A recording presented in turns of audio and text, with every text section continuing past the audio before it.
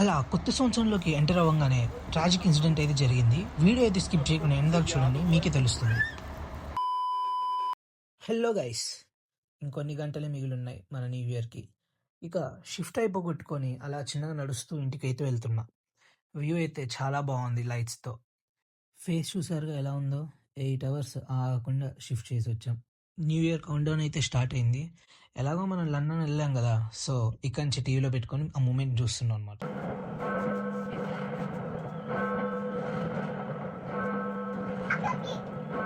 Cake చేద్దామని జెప్పేసి అన్నయ్య వాళ్ళైతే కేక్ ట్రై చేశారు. ఓకే. చూడ్డానికి బాలేకపోయినా తినడానికైతే చాలా బావుంది.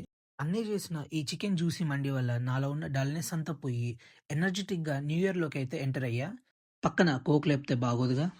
న్యూ ఇయర్ పొద్దున్నే లేచి రెడీ అయ్యి దేవుడికి దండం పెట్టుకొని ఇవాళ ఎలాగో పార్ట్ టైం లేదని చెప్పేసి అసెస్మెంట్స్ అన్ని కంప్లీట్ చేసుకుందామని యూనివర్సిటీకి అయితే వెళ్ళా. అక్కడ ఒక్కళ్ళు కూడా కనపడలేదు. ఇక సరే అని చెప్పేసి లైబ్రరీకి వెళ్ళి నా అసైన్మెంట్ అయితే నేను కంప్లీట్ చేసుకున్నా. టాస్క్ కంప్లీట్ అయిన తర్వాత అలా కొద్దిసేపు వీడియోస్ తీసుకుందాం అని చెప్పేసి లైబ్రరీ మొత్తం తిరిగి వీడియోస్ అయితే తీసుకున్నా.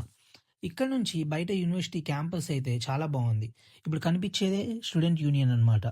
ఇక కొన్ని వీడియోస్ తీసుకొని ఇక అటునుంచి అటే ఇంటికైతే స్టార్ట్ అయిపోయా. రిటర్న్‌లో కొన్ని సామాన్లు తీసుకొని ఇంటికొస్తుంటే ఇక్కడ ఏదో సౌండ్ వస్తుందని చూస్తే తీరా ఫైర్ ఇంజిన్స్ అయితే ఉన్నాయి. ఒక ఇంట్లో నుంచి అయితే ఫుల్‌గా పొగలొస్తున్నాయి. ఫైర్ సిబ్బంది అయితే మంటలు ఆర్పడానికి చాలానే చూస్తున్నారు. లోపలున్న వాళ్ళకి ఏం కావద్దనైతే నేను కోరుకుంటున్నా.